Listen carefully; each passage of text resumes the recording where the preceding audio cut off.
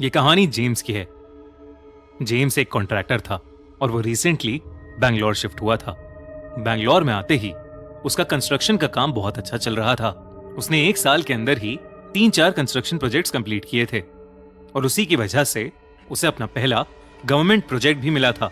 वो प्रोजेक्ट वैसे तो काफी छोटा था, पर जेम्स को उसे पूरा करने के लिए नॉर्मल से काफी ज्यादा पैसे मिल रहे थे। वो प्रोजेक्ट असल में एक पुराने खंडर घर को डेमोलिश करने का था। जेम्स साइट का मुआयना करने के लिए पहले अपने साथ एक डेमोलिशन एक्सपर्ट को ले गया। उस एक्सपर्ट का नाम था रामानंद। रामानंद बैंगलोर का ही रहने वाला था, इसलिए जेम्स को उसको साथ ले जाना बेहतर लगा। जैसे ही जेम्स ने अपनी गाड़ी उस घर के सामने रोकी, रामानंद की आंखें बड़ी हो गईं।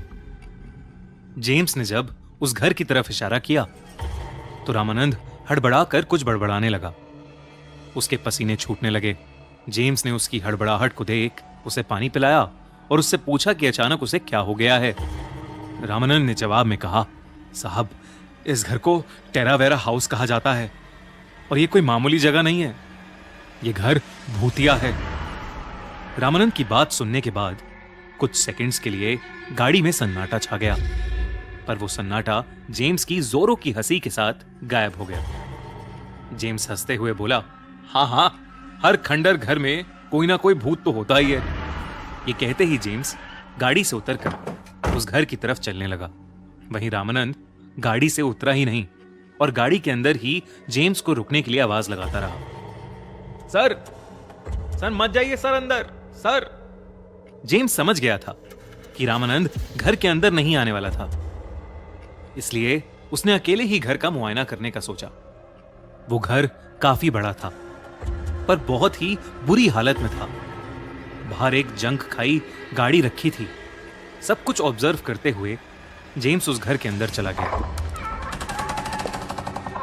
घर के अंदर अभी भी बहुत पुराना फर्नीचर था और बहुत सी पेंटिंग्स लटकी थीं, लेकिन सभी चीजों पर धूल जमी हुई थी।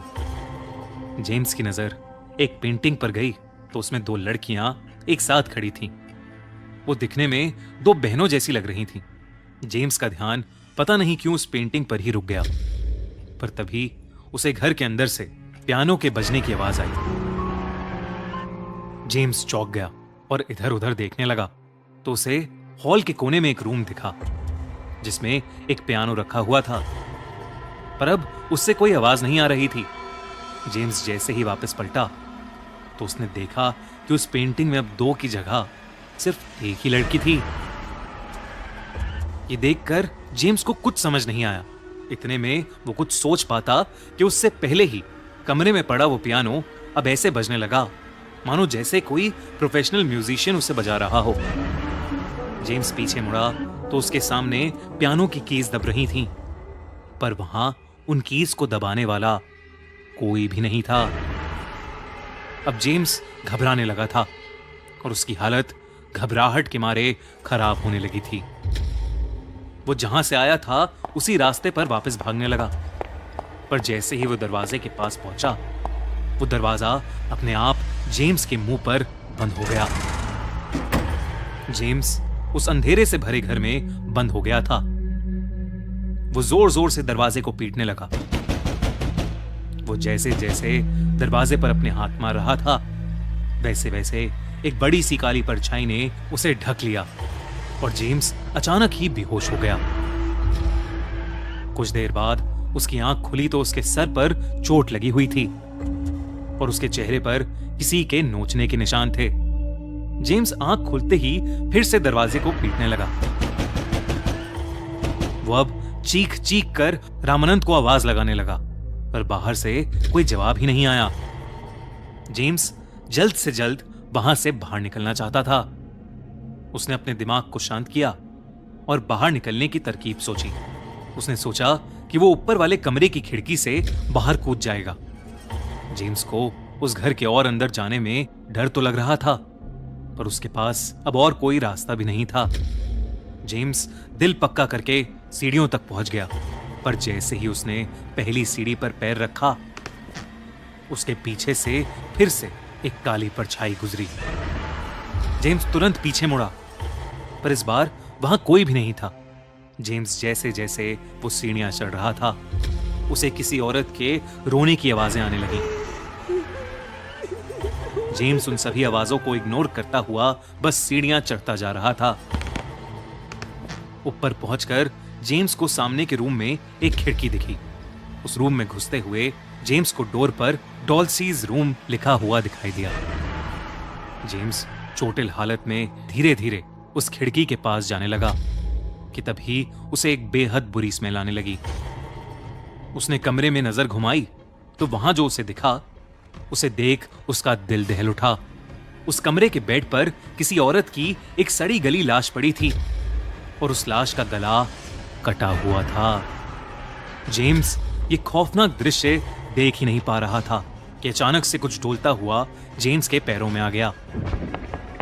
जेम्स की नजरें जब नीचे अपने पैरों पर गईं, तो उसकी जान ही सूख गई। उस लाश का कटा हुआ सर जेम्स के पैरों में था। जेम्स उसे देख पीछे हुआ और नीचे गिर पड़ा। तभी वो सर कटी औरत की लाश बेड से खुद ब खुद उठी और उसने जेम्स के पैरों में पड़ा अपना भयानक सर उठाया और अपने शरीर से जोड़ लिया। वो औरत बेहद डरावनी लग रही थी। धीरे धीरे वो जेम्स के पास आती जा रही थी। जेम्स उससे दूर हटता जा रहा था कि अचानक जेम्स खिड़की के पास आ गया। वो औरत अब भी जेम्स के पास आ रही थी और जेम्स जैसे ही उसके डर से थोड़ा और पीछे हुआ, उसका पैर फिसल गया और वो खिड़की से सीधा नीचे गिर गया। बाहर रामानंद की नजर घर की खिड़की पर गई तो उसने जेम्स को खिड़की से नीचे गिरता देखा। अब सवाल जेम्स की जान का था, तो रामानंद ने हिम्मत की और घर के अंदर घुस गया। उसने देखा कि जेम्स नीचे पड़ा है और उसके सर से खून बह रहा है। लेकिन जब उसने ऊपर खिड़की की ओर देखा तो उसे वही औरत हंसते हुए दिखाई दी।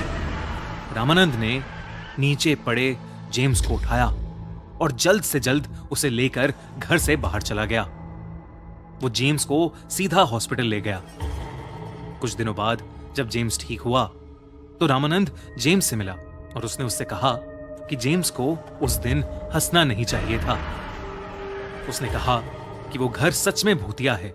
कहते हैं कि वहां पर दो बहनें डॉल्सी और वेरा रहा करते थे। डॉल्सी एक पियानो टीचर थी और वेरा एक इंग्लिश टीचर थी। पर एक सुबह उस घर से डॉल्सी की लाश मिली। उस मर्डर की इन्वेस्टिगेशन करने पर ना तो कोई सबूत मिला और कुछ ही समय में वेरा भी उस घर को छोड़कर भाग गई। कहते हैं कि तब से उस घर में डॉल्सी की आत्मा का वास है। उस हादसे के बाद जेम्स की तो पूरी लाइफ ही पलट गई। उसके साथ जो हुआ वो शायद वो कभी नहीं भुला पाएगा। 2014 में फाइनली टेरावेरा हाउस को डेमोलिश कर दिया गया, लेकिन आज भी लोग उस घर के सामने से गुजरने से कपकपाते हैं।